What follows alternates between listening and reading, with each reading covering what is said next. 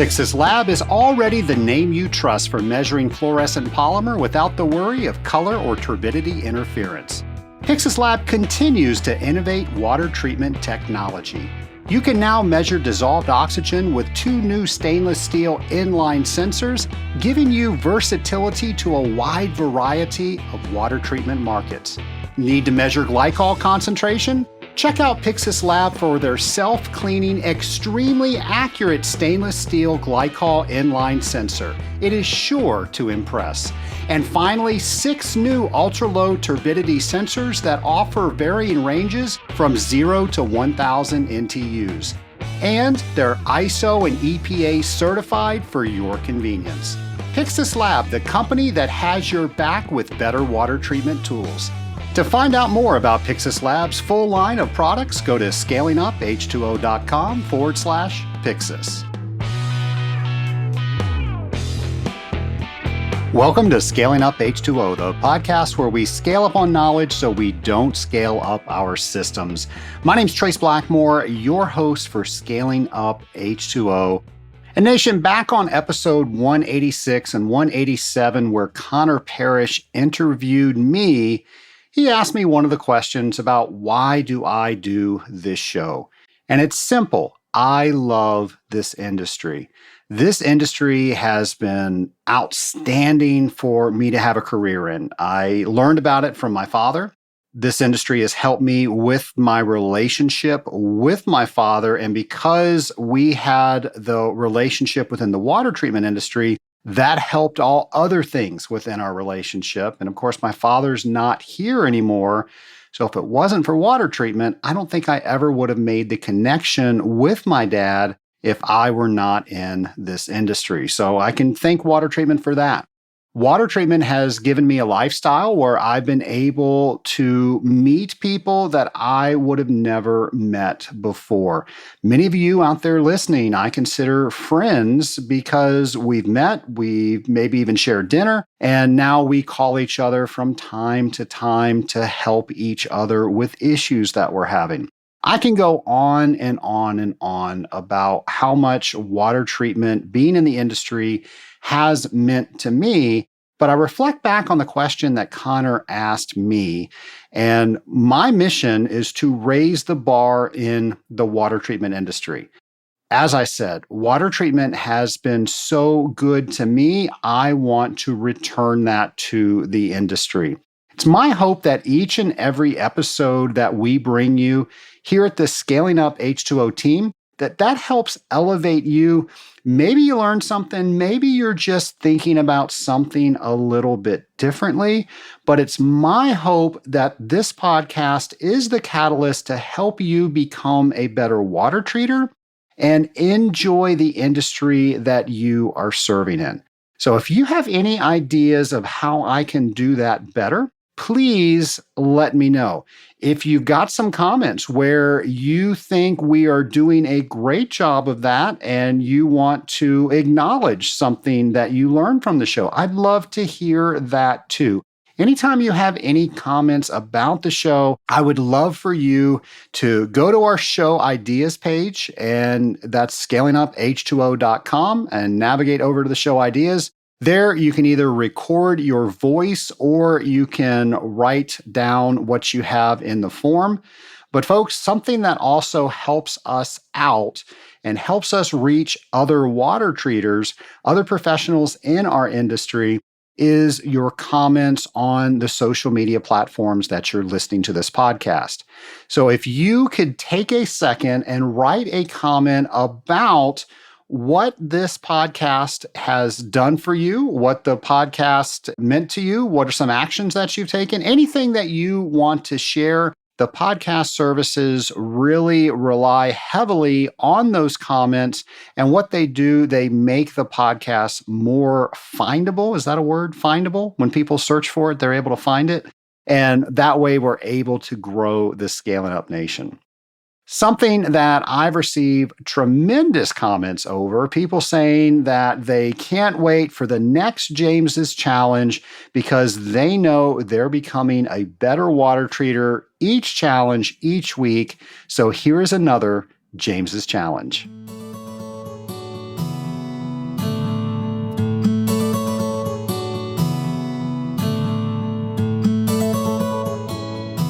Hello, Scaling Up Nation. The next James's challenge as we grow as an industrial water treatment professional, drop by drop, is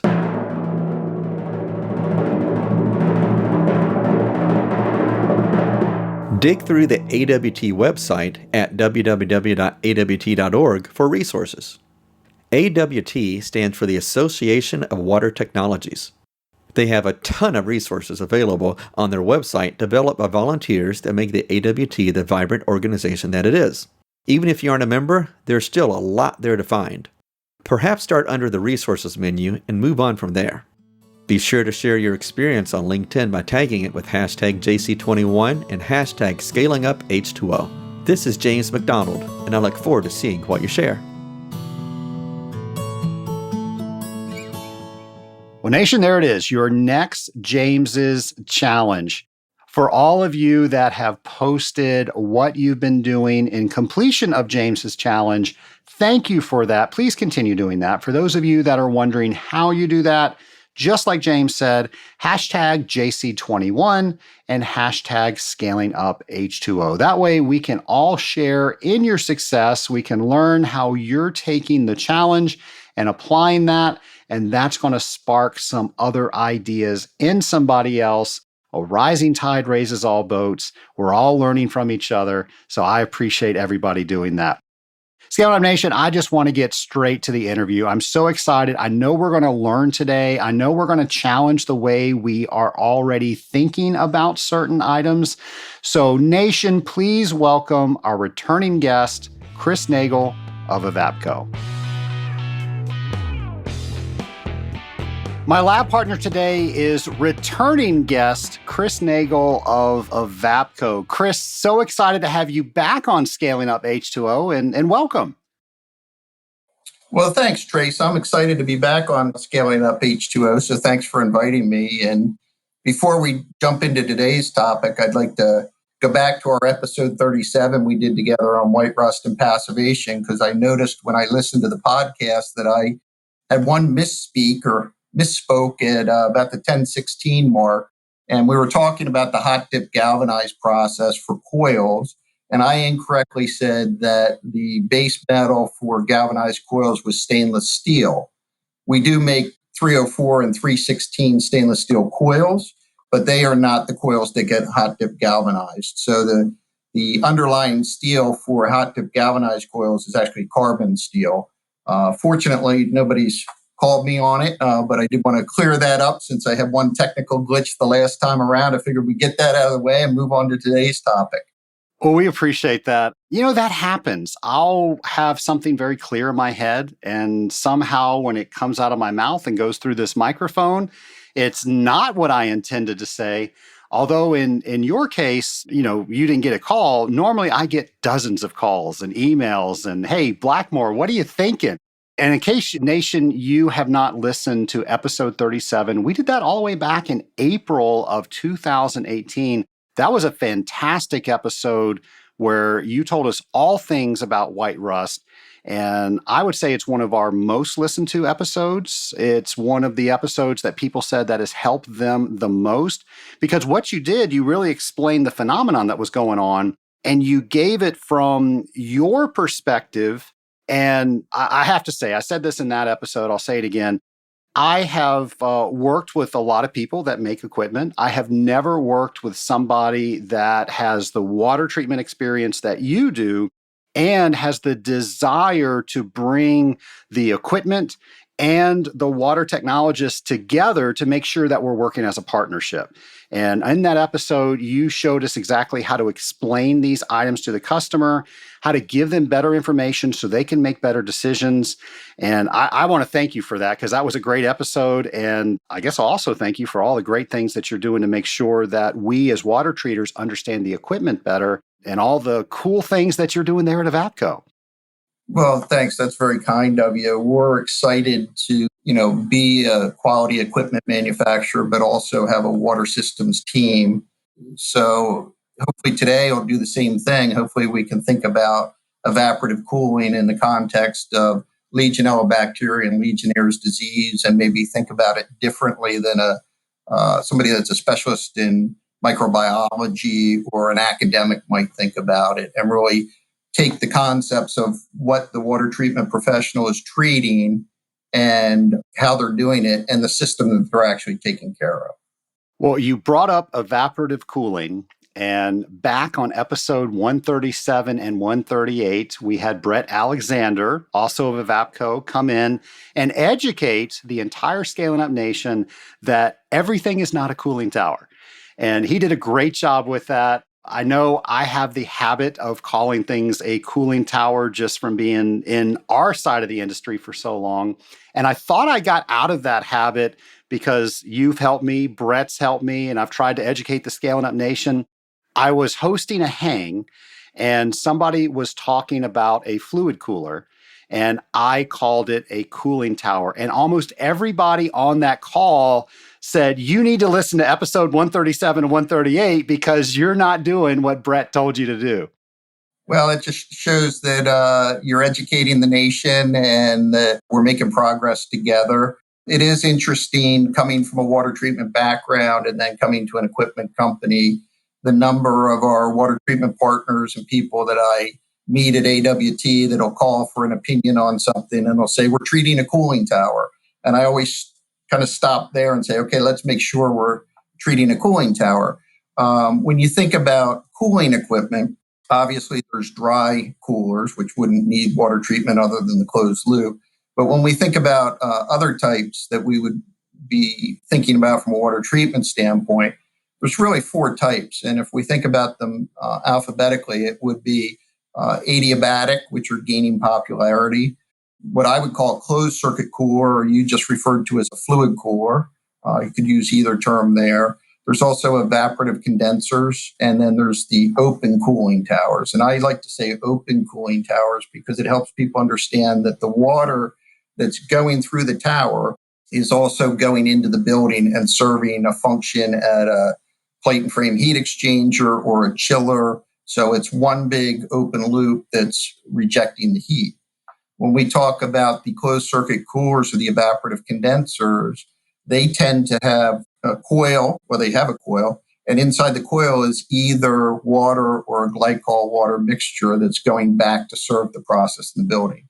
So the spray water for a cooler or fluid cooler is a much smaller volume, higher turnover. So that has implications for which biocides we might pick, how we might set up our feeding control. And then the other category is the evaporative condenser. And evaporative condensers look just like a cooler or a fluid cooler, the difference being on what's inside the coil. So instead of that water or water glycol mix, now we have a refrigerant, usually ammonia, but there are other refrigerants.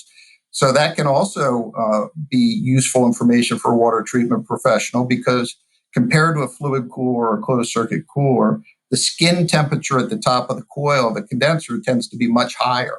So we want to think about that when we're selecting our inhibitors and our cycles of concentration and those kind of things. Yeah, it's great information. And if we're telling you exactly what it is that we're treating equipment wise, then you're able to give us better information. So we're just communicating better together.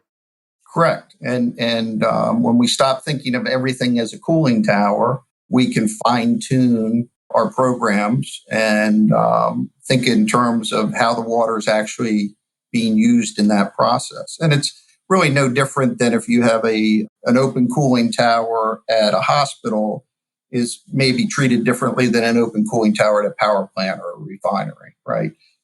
So they're all variations, but it's important for the water treatment professional to think about what is this equipment I'm actually treating? Let's get the right name so that we can communicate effectively and get the right program.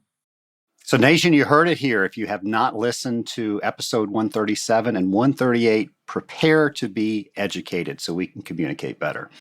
I want to say it was about this time last year, you called me and said you were thinking about submitting an abstract to present at the AWT conference. And you had read a lot of information. You knew that there was a voice that wasn't getting heard, and you thought you could be that voice.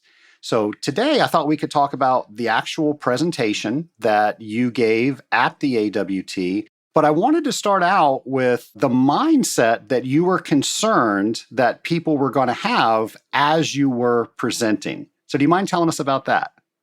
Sure. And I wouldn't necessarily frame it as I was concerned, but it was kind of interesting to me that so many people were focusing so much attention on evaporative cooling equipment in terms of Legionella bacteria and Legionnaire's disease, almost to the exclusion of other water systems. So when I started interacting with some regulators and reading some documents that were out there that were referencing other papers and other documents, it kind of started me on this quest of, well, it's cited here. I'm going to go find that paper and actually read that paper and see what that paper says. And then that leads you down a bit of a rabbit hole.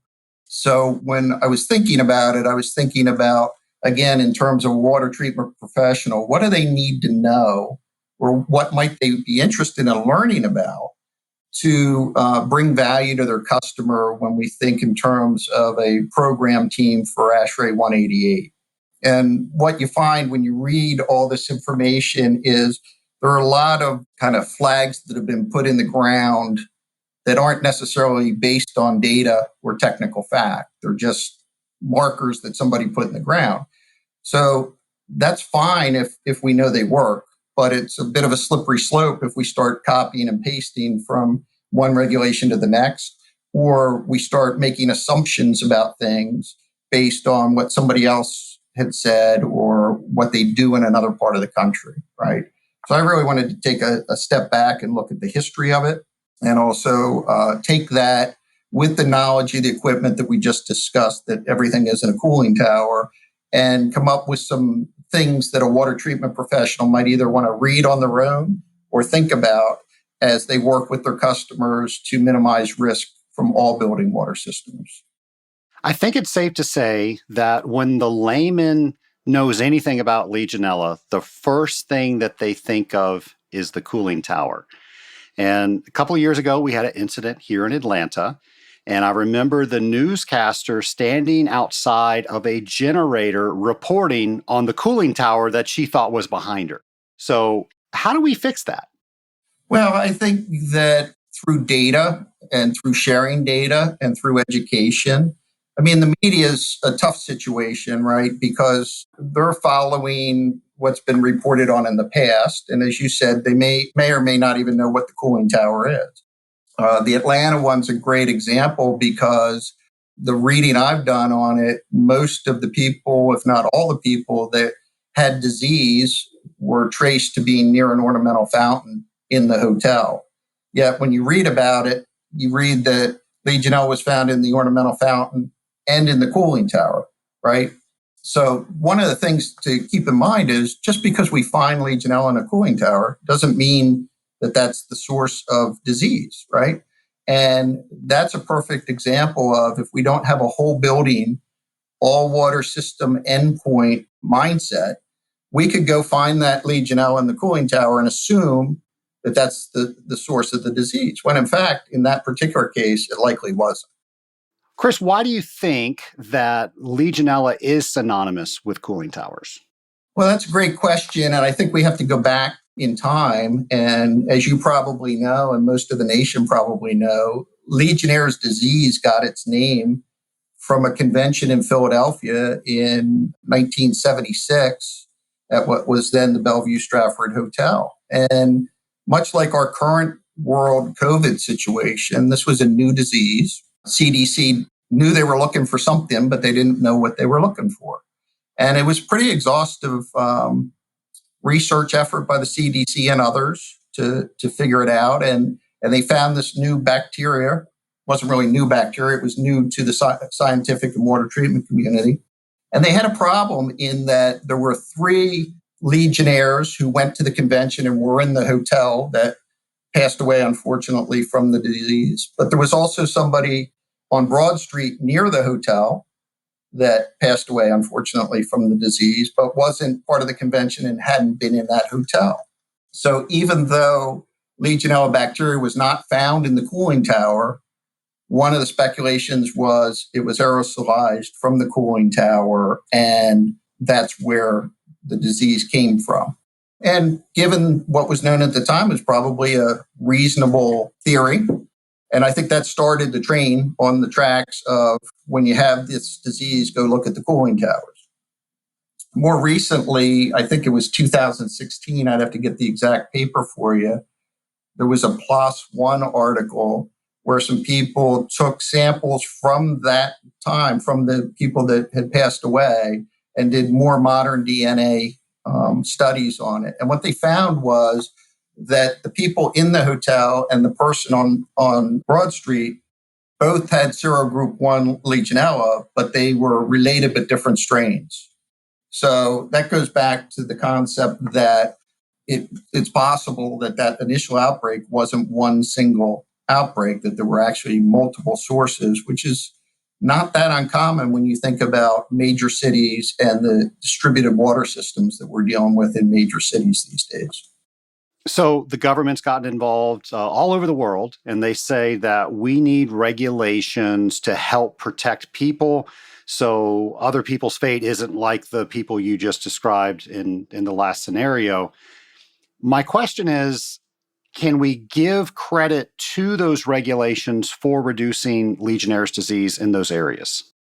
Well, for the paper, the AWT paper, and the presentation for the virtual conference, which I thought was very good given the environment AWT had to work with last fall, I focused primarily on two sets of regulations. The first is the French regulation of cooling towers, and that goes back to an outbreak that occurred in 2003, end of 2003, beginning of 2004. And the French government started some regulations of cooling towers at that time. So we have about 10 years of data to look at in the case of France and regulation of just evaporative cooling systems. And what that data shows is the regulations have not produced a meaningful reduction in disease. In the case of France, we looked at cases per 100,000 population, and there's some graphs in the paper. But the short story there is that the trend really hasn't gone down since those regulations were enacted. We also took a look at the more recent New York City regulation of cooling towers. And that was following several outbreaks that occurred in New York City in 2015. And during one of the outbreaks, which was in the July to August timeframe of 2015, New York City's health department suggested registration and regulation of cooling towers as a way to reduce Legionnaire's disease in the city. That regulation was passed quite quickly. And we have about 4 years of data following that. And in the case of New York City, the 4 years before, so 2014, they were averaging about 200 cases per year in the city. And the 4 years since, which would be 2016 to 2019, if my math's correct, they're actually up to about 450 cases per year. So the regulations, which are quite direct in telling water treatment people how to do their job, have not reduced disease. Disease is increasing, not decreasing in New York City. Could it be that it stayed the same? It's just more people are looking for it, so there's more testing being done? Certainly, you could say that if there's more emphasis on testing, whether it be COVID or Legionella or anything else, we're going to find more cases. So that's certainly possible. And I wouldn't say that it's impossible for a cooling tower to be the source of a Legionella outbreak. We know that given the right conditions, that could occur.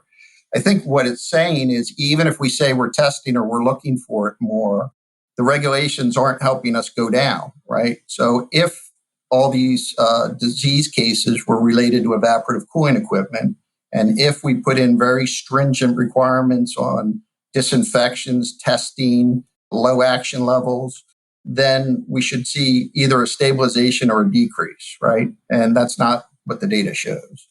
And I think that makes sense because if we think about it, what's the most likely way that Legionella bacteria gets into the fountain in the hotel in Atlanta or into a building water system in New York City? And the answer to that is the distributed water system, right? So the problem with the distributed water system is if you test once a month, most of the time you're not going to find anything because the release in a distributed system is going to be due to an upset condition or a change condition, right? So I refer to it as a seeding event.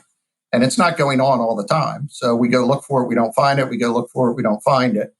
I think AWT's cooling tower committee is doing some interesting work on that because they have some people that are actually going and looking at the source water. And I think if you do that exercise, see is that it is in New York City's potable water system. It's not always in the water system. And all of these endpoints are essentially spots for it to amplify and then be released and have somebody inhale it or aspirate it. The CDC data supports that most of the cases come from the distributed water system. But if we look at the law that was passed in New York, there's nothing that covers that. If it was written again today, do you think that would have been included? It's hard to know. There is more work going on in that area in some other states, and I can't say that I've kept up with all the legislation. I know at the time, and you can almost have empathy for the people at the health department, right? We got this outbreak. It's the middle of the summer. We think it's cooling towers. Let's go do something quick with the cooling towers to get it under control. The city actually stated, the health department stated that the city water wasn't affected, I believe was the term they used, by Legionella bacteria, which is clearly not the case. But they were very focused on not looking at the city water at that time. I think as we go forward and more situations like their regulations show that just looking at cooling towers isn't effective at bringing down the rate of disease, there's going to be more thoughtful implementation of a broader approach as suggested in ASHRAE 188. I hope you're right, because I know a lot of cities are considering legislation like this, and they're using New York as the example. Right. And that's kind of what got me into this whole read papers and look at cited works was I was working with the folks in the city of Vancouver, and they were modeling their proposals somewhat on New York City. And fortunately for Vancouver, they have a much lower incidence rate than New York City. And that makes sense. It's a newer city. The infrastructure isn't as old. And it was almost the mindset of, well, it may not be effective, but if it, stops an outbreak, then it's worth it. And I think everybody in the nation would agree that we don't want more disease and we don't want more outbreaks. But as you mentioned, the CDC has said for years that most of the disease is not outbreak related. It's sporadic, right? So if we want to get at the big number, most of the disease, we have to start looking more broadly at all building water systems and the supply of water coming to the building. So hopefully there's some regulators that are listening to this podcast and they can apply some of the things that we're talking about to hopefully the regulations that they are trying to craft right now. I want to go back to evaporative cooling. And you did a tremendous amount of research looking at regulations, looking at papers that were written. What were your findings when it came to evaporative cooling and Legionella? Well, I think the first thing we want to think about is something called a drift eliminator. So a drift eliminator is a component in an evaporatively cooled system, not adiabatic, but all the other ones we've talked about, that is placed above the water flow and below the air discharge. So for my paper, I found a paper by Ken Hennon and David Wheeler for CTI, and I like their definition, so I'm going to quote that if I may. Baffles called drift eliminators are placed between the nozzles and the fan to minimize, through inertial impaction, the amount of entrained water droplets that leave the cooling tower and are discharged into the atmosphere. That's their quote. So if we think about it in generic terms, the drift eliminators are there to minimize the amount of recirculating water that goes out the top of the tower, right? So if we go back to 2003, 2004, the French regulations at that time, when they started regulating cooling towers, they called for drift eliminators that had an efficiency of 0.01%. Now, whether or not the tower that was implicated in that outbreak had that high efficiency a drift eliminator or not, the papers don't really say. It was an old industrial tower, so it's possible it was even worse than that, right? And if we look at many of the cited works where there's a clear connection between a cooling tower and an outbreak in that time period, what we find is these towers tended to have serogroup 1 counts in the thousands, whether it was 1,000 CFU per milliliter or up to 10,000 CFU per milliliter in the French case. So one of the things that the people that are striving to have one action level may not fully understand about cooling towers is there's been great advancement in the design of drift eliminators since that time. So many of these papers are from the 70s, 80s, and 90s, where we would have these older drift eliminators capable of 0.01% of the recirculation rate. Most of the towers that you and your team or the nation are going to be treating today were probably built after the 90s. And since that time, drift eliminators now are capable of reducing drift to 0.005% or even down to 0.001%. So it's an order of magnitude improvement in drift eliminator technology, which results in an order of magnitude less drift getting out of the tower. And that's something that we really need to think about when we're setting up our water management plan, because if we have these higher efficiency drift eliminators and less water is getting out of the tower, then if there's any Legionella bacteria entrained in that drift, getting out of the tower as well. The other interesting thing when you read some of the papers by people looking at drift is the vast majority of drift exiting a cooling tower is in droplet sizes that are too large to be inhaled into the lung. So if we think about that, we now have an improvement in drift eliminator technology, and we have most of the drift coming out of a tower is 100, 1,000 times larger than respirable. Now, I'm not a doctor, but my understanding is you need something in the less than 10 micron and maybe less than 5 micron size to be able to deeply inhale it into the lungs. And what that tells us is even if we have a little bit of Legionella in a modern tower, not much of it's getting out, and the amount that's getting out actually has to evaporate to a respirable size before it could create any disease. So I think the drift eliminator and drift eliminator technology is something that the water treatment guys really want to think about. Because if I was setting control limits or action levels for a customer's tower and I had an old tower with old drift eliminators, I would probably have a lower number that I'm going to take action at than if I had a modern tower with better drift eliminators. That makes sense. I think that makes perfect sense. In fact, it got me thinking back to when I used to train OSHA. And the first thing you look for when you inspect a facility for OSHA and potential issues that can hurt people is how do you mechanically remove the issue so it's just totally out of the equation? And it seems like that's what you've done here in your paper. We've always looked at, okay, how do we treat the water to stop the transmission of Legionella? But now we're looking, okay, how can we better equip the cooling tower, the device, so it doesn't get out of the machine itself?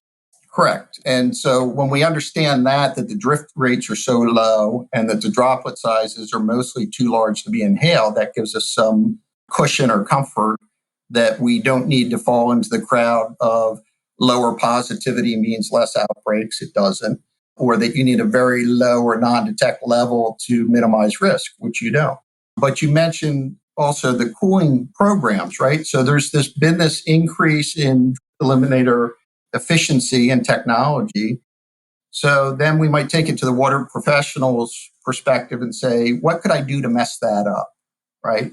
And there was also an interesting paper that came out. I'll have to dig it up. I think it was a CTI paper. But they looked at the impact of surfactants on drift eliminator performance. So this is one of the things I touched on for the water treatment community. If we're feeding things like surfactants or biodispersants or even a non-oxidizing biocide that has foaming potential, we need to do that in the context of how are we setting up our feeding control to make sure we're not overfeeding, and how are we setting it up based on a knowledge of how much water is in the system. And as a young water treatment guy years ago, I made this mistake myself. We had a quat-based non-oxidizer. Back then, we didn't use oxidizers in the C&I market. We used dual non-oxidizers. And we had a quat-based product, and I was feeding it to a cooling tower system at a hospital. And, every now and again, we'd give it a slug. And we knew it would foam a little. Well, without thinking, I put the same slug into a small fluid cooler that was in the courtyard outside the hospital's canteen or restaurant. And I want to let you know, I made it snow in the middle of the summer. And the doctors and nurses were pressed to the window watching this thing blow foam all over the courtyard. Of course, our anti-foam was up on the roof, so we had quite a bit of time to go get the anti-foam and come back. And I waded in about knee deep to get the anti-foam into this fluid core. So the moral of my mistake in the story is make sure you understand your system volume, right? An open cooling tower is going to have more water in it than a condenser or a cooler with an integral sump.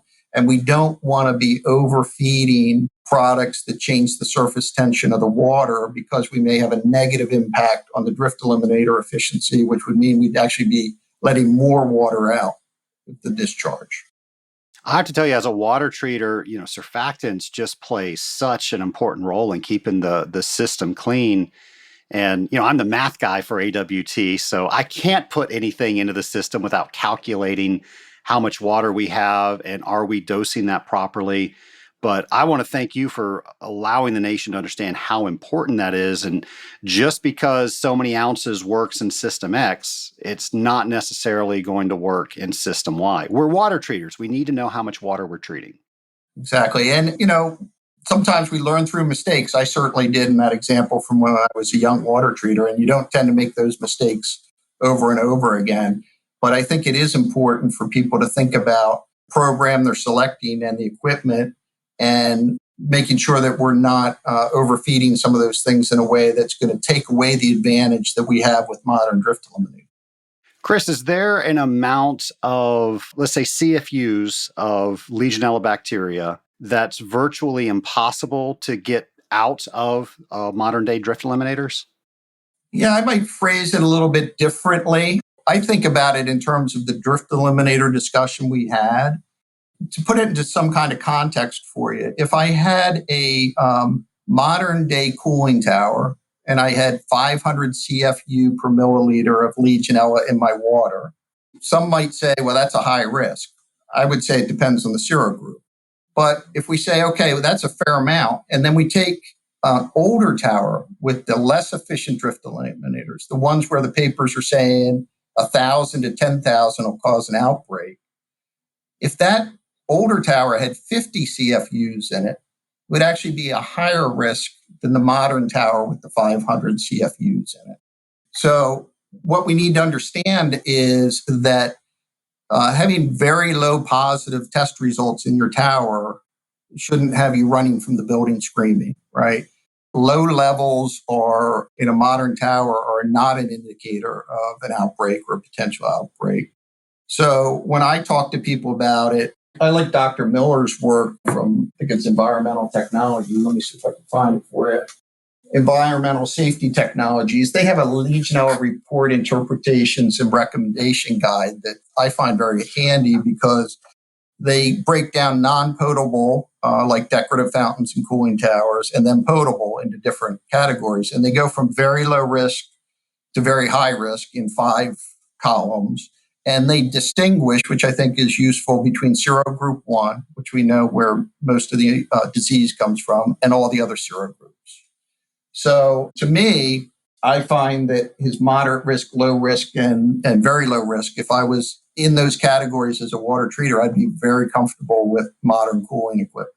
Certainly, if you start to see thousands of CFU, you want to take some action. And you and your customer can come up with where's the right break, and do we want to consider non-serogroup 1 versus serogroup 1 as Dr. Miller's work does. I'd encourage you to do that. But every company and every customer is going to have a different interpretation of how they want to run their water management program. Well, it seems like most of the world has leaned to prescribed, if I have so much CFUs, do this. Mm-hmm. And if it's between this and this, do that. Right. It sounds like that's something we need to get away from. So I'm curious, how would you evaluate a cooling tower? And what type of prescriptions would you get depending on what that cooling tower has as far as its equipment, its drift eliminators? And what would you tell the customer to do if they were to test positive for a certain level of Legionella bacteria? Yeah, so you want to start with that understanding of, do I have a cooler, do I have a condenser, do I have a tower? And then you want to go from there to, is it old and not well maintained, or is it new and well maintained, or is it somewhere in between, right? One of the interesting things about the water treatment profession is, over the years, people almost think the water treatment guy is running their plant for them. And in most cases, not all, I'm sure you have different examples, but in a lot of cases, the water treater is only on site once a month, right? So really the water treater is there to provide a service, make sure things are going well, and be a double check, not be the maintenance person. So I would evaluate my customer's situation on how well do they take care of their equipment, because that's part of it. And then how new and modern is their equipment? If I have new modern equipment and I have an automated feed and control system where somebody like Trace has done the calculations and I know I'm feeding the right amounts, low, and to me, if I have a Sero Group 1 reading of less than 100, I'm not getting very excited about it. There's some great articles in the Analyst Technical Supplement from 2013 where people that are smarter about Legionella testing than I am talk about the problems with precision, accuracy, and repeatability in that testing, right? So over my career, I've done split sampling and sent samples to different labs, and you can send split samples to different labs and get slightly different results, right? So if I set a really artificially low action level, like 10 CFU or 50 CFU, I'm creating a do loop of work that's not really reducing risk. So my answer would be, like I said, I like Dr. Miller's work where I consider non-Sero Group 1 in one control range and Sero Group 1 in another control range. And if I think back to the fact that those old towers with less efficient drift eliminators had thousands of CFU in them, and I know there's at least a 10x reduction, that gives me comfort, because Dr. Miller's recommendations might even be a little bit conservative once we factor in that drift eliminator efficiency. Speaking of drift eliminators, we all have cooling towers out there that the drift eliminators have probably failed. So I can't imagine what their efficiency actually is. Probably built way before the time period that you're referring to. Can we retrofit those? You can, and that can be a great way to reduce risk. You want to make sure you do it in consultation with an equipment guy to make sure that you're not creating problems with airflow through the unit. But one of the things that I've encouraged people in the nation to do, and AWT members to do, is have the inspection of those drift eliminators be part of your 188 program, right? So physically have somebody go out and inspect them, I don't know, once a year, twice a year, because some of this equipment goes up on the roof or out on structural steel and nobody ever goes and looks at it. So in the paper from CTI, they said the number one thing that goes wrong with drift eliminators is they're not either put in right or they're broken, right? So that's something we can do with the customer to help make sure that they're maintaining their equipment so it works the way it should.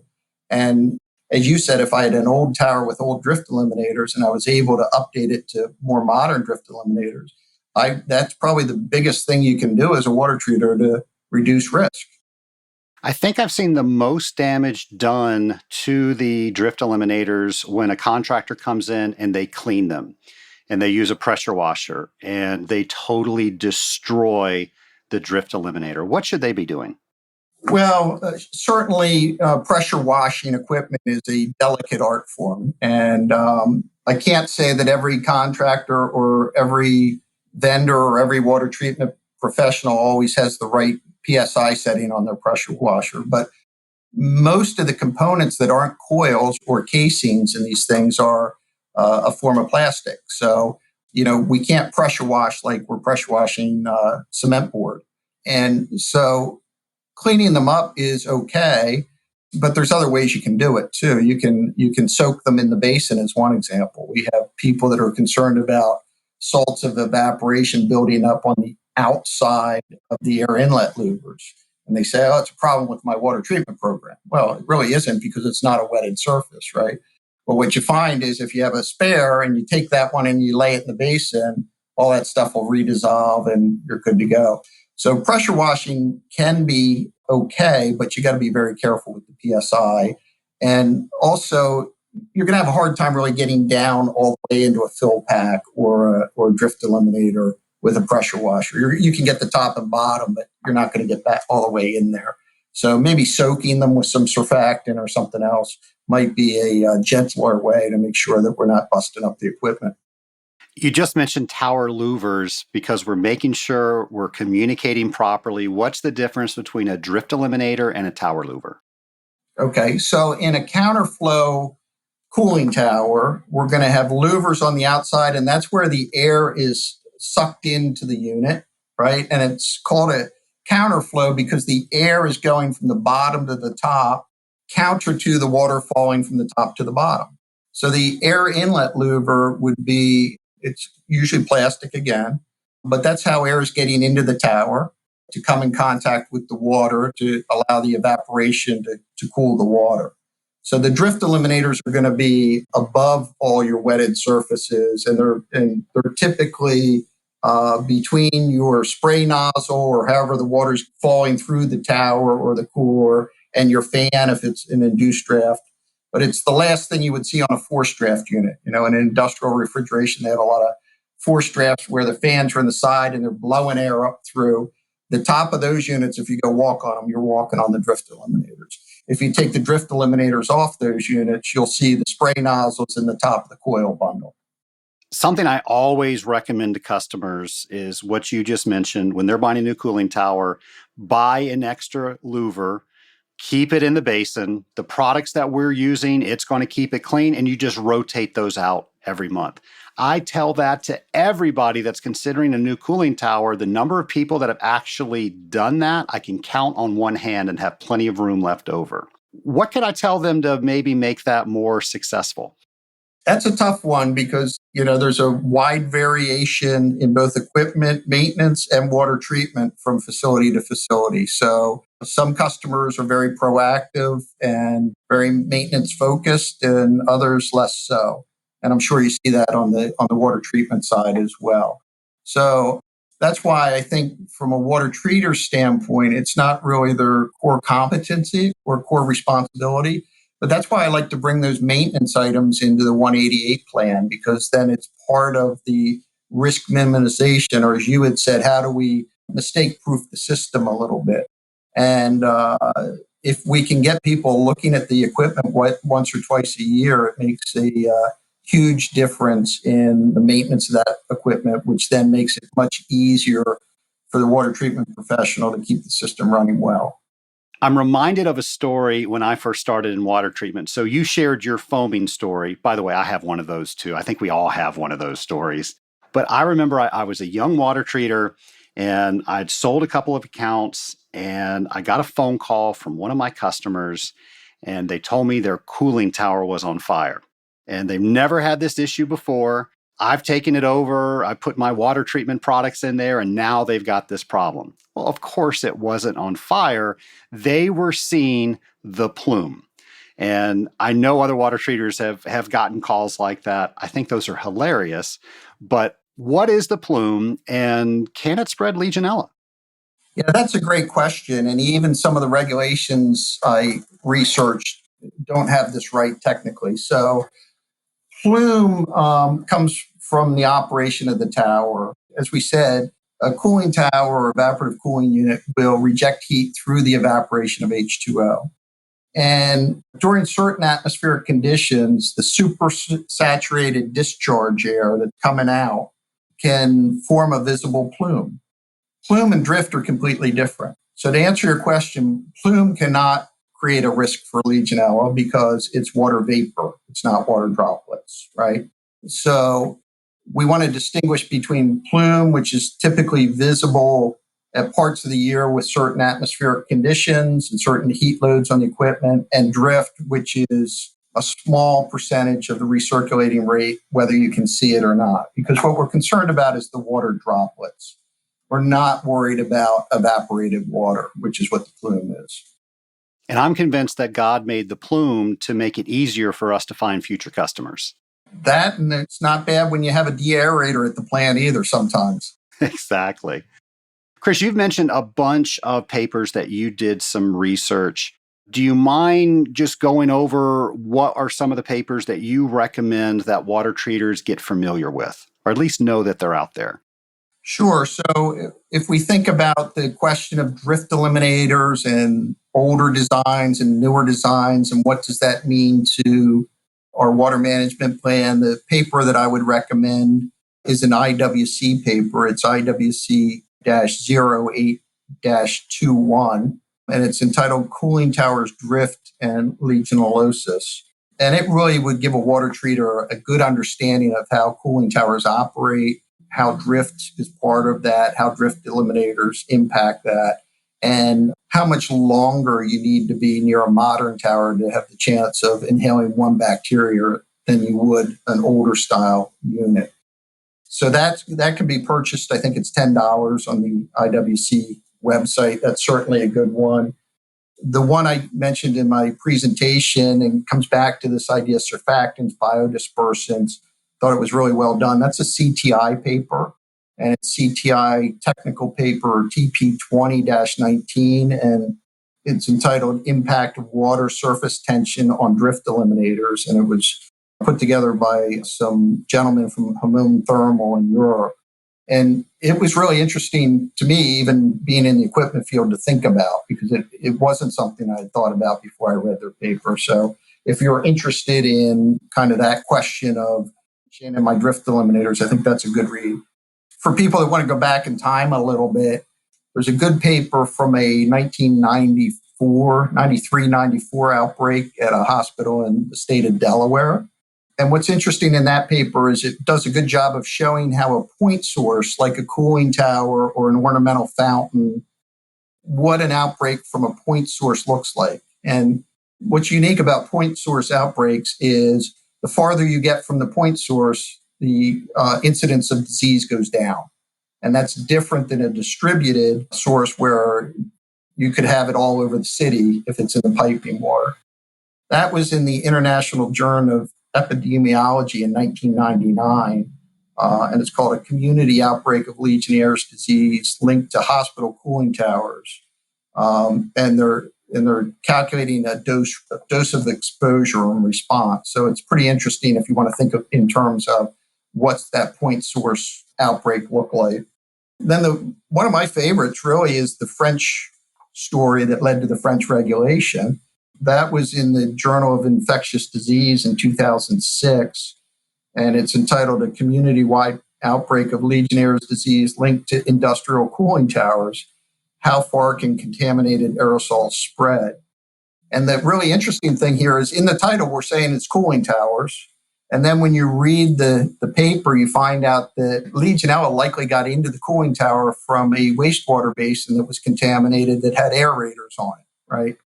So it's one of those things, again, even if we find it in the cooling tower, and even if the cooling tower can be contributing to the problem, is that really the source of the problem, right? How's the Legionella getting into the cooling tower?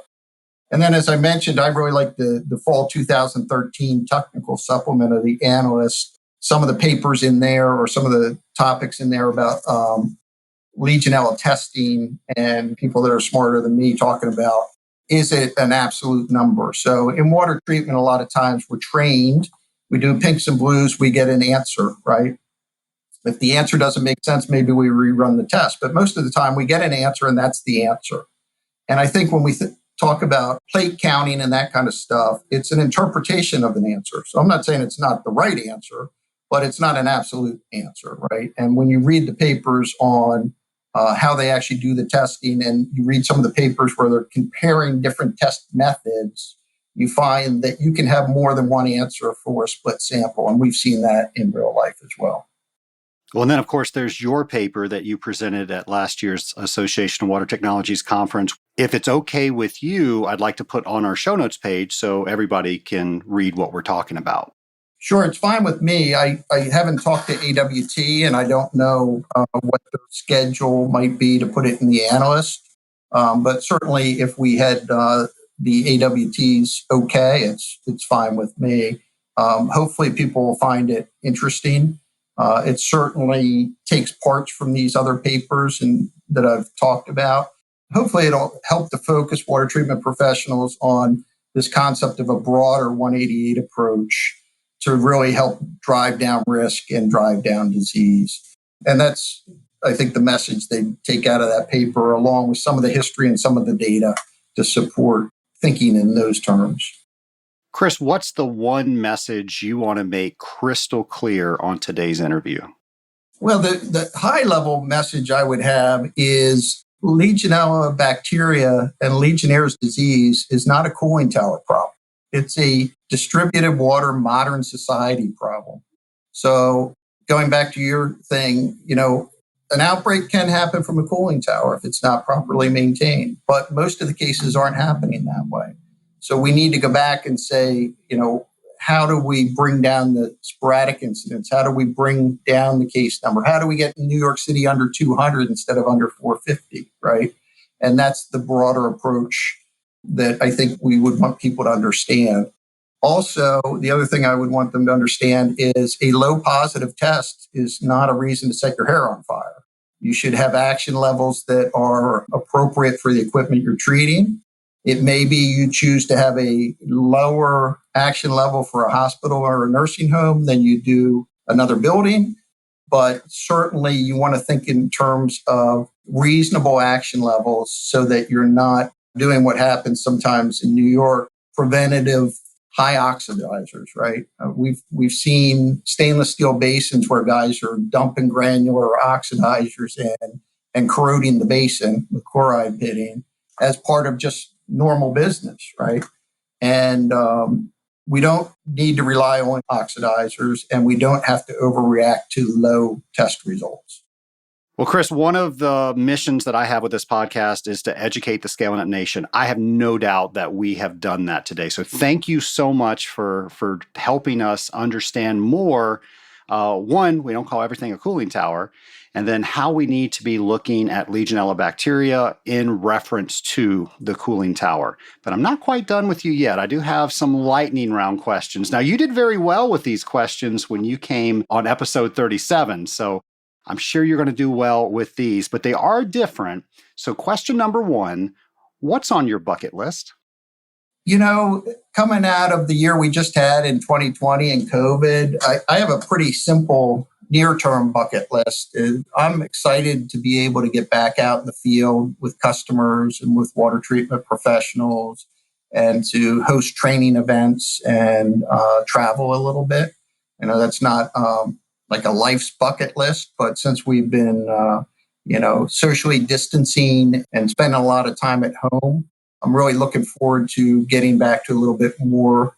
It's interesting, at the beginning of 2020, one of my personal goals was to have less business travel.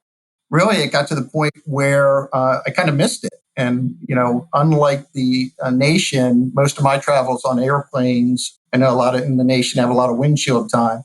So I'm actually looking forward to, being able to see you and your team in person. I'm looking forward to the AWT convention being live in Rhode Island next fall. So it's really focused me on kind of near-term things. As we go out a couple of years in my career, hopefully we'll continue to grow the business in a positive way that's good for our customers and our partners. And then hopefully Brenda and I will get to the point where we can afford to retire and travel a little bit and spend a little bit more time together. What would you say your superpower is? Better not ask Brenda that question. Different answers. But, as I think about my career, I think really the ability to learn over time is so critical. And to me, one of the things I realized was I was so success-oriented and so goal-oriented that I didn't always take time for what I call intentional kindness or recognizing the people you're working with every day. I'm not saying that's a superpower. I'm working at getting better at it. But I think to me, the real thing is if you can learn and grow. And that's one of the great things about the Scaling Up podcast. It helps people turn that windshield time into thinking about things differently or thinking about things they might not have thought about. So hopefully my superpower will end up being that I was able to learn, get better, and be a better water treater, be a better person, be a better husband, be a better father, all those kind of things. Well, now I'm going to give you access to my magic wand. And with this wand, you can change anything in the world. What would you change? Boy, I should have something deep and meaningful for you on. I guess it goes back to just a little bit more kindness and a little bit less of the some of the tribalism and only talking to people that think the same way or believe the same things you do. Right? We all have our faith beliefs and our political beliefs and those kind of things, and just I'd hope that certainly in our country, we could get to the point where we're able to listen to somebody that has a different viewpoint. We may not agree with them. They may not change our mind, but we can have a civil discussion about it and avoid name calling and those kind of things. I think, many people are ready for a little bit more of that. I love that answer. I think if we can take the time to listen to somebody, even if they have a differing opinion from what we have, we will quickly realize we always have more in common than we do different. That's right. And if water treatment hasn't taught you anything else, it should have taught you that there's always more to learn. There's always people doing things you may not have thought of. And the same thing happens in life, right? So we want to have an openness to other points of view. They may not all be right for us, but if we can have that mindset and practice some intentional kindness in our day or slow down and remember to do that, I think our lives will be better. And I think the people around us' lives will be better. Well, speaking of making lives better, you've made a lot of water treaters' lives better today. Thank you for coming on Scaling Up H2O for a second time. Well, I'm thrilled to be invited back. I'm glad I didn't blow the opportunity the first time in episode 37. And I really appreciate all the time, effort, and work you put into this for the community, and congratulate you again on your well-earned award from AWT this year. So, Nation, are you thinking about the ways you are currently thinking about Legionella, about some of the recommendations that you've made or some of the recommendations that you've been given? And now with all this information, we're able to decide maybe we can do a better job within water management plans. Maybe we're able to do a better job because we have more information in educating the customer. So I hope this episode really got you thinking about that. And I have to tell you, Chris and all the guys in the water department over at Evapco, they are incredible. I mentioned back in episode 37 how impressed I was with their water lab. They have cooling towers that they have set up that they run water treatment programs on to see how things work, to see what recommendations they can give us, the water treater, so we can do a better job. The synergy that Evapco has had with the Association of Water Technologies has just been incredible. So for all you folks out there in Evapco, thank you for all the great information that you have been able to give to the water treatment community so we can make our programs better. A topic that came up when we were talking was knowing the volume of the system that you are treating. Now, as I mentioned, I'm the math guy. I get the privilege of teaching math at the Association of Water Technologies when we do the technical training each and every year. I get on the stage there and I get on a soapbox and I say, how can we tell ourselves that we are water treaters if we don't know the amount of water that we are treating? And Chris really drove that home today in his story. So I want you to think of all the systems that you're treating. Do you know you're really treating for the volume of water? And if you have any questions on the volume of water in your system and how to figure that out, I talked about that back in episode 116. So you can review that episode. That will get you started on trying to figure out how much water is in your system. And folks, that was a James's challenge a few weeks back. So hopefully you're already thinking about that. But I have to tell you, if you don't know the amount of water that's in your system, are you really a water treater? I want you to ask yourselves that. Nation, as you heard, I asked Chris a different set of questions in the lightning round because he already answered the questions that I normally ask. And one of those questions was a bucket list. For those of you that aren't familiar with a bucket list, that's the things that you want to do before, quite frankly, you kick the bucket. I know that's kind of morbid to think about, but it's going to happen with everybody. We all have certain things that we want to get accomplished.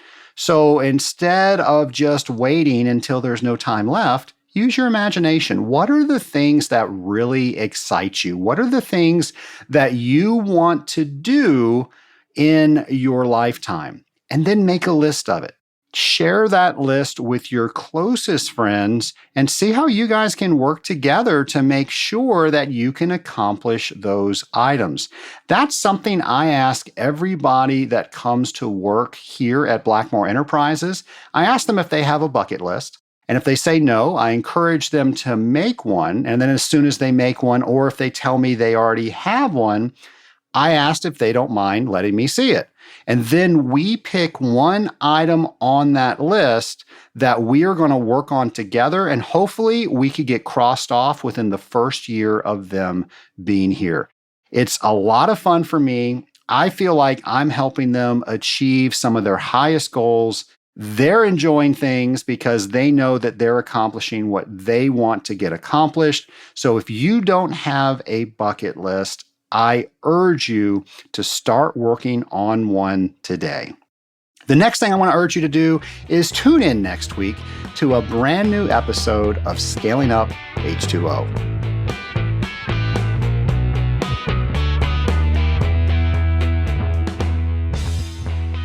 Nation, almost 2 years ago, I started the Rising Tide Mastermind. We have over 4 groups and a waiting list for a new group.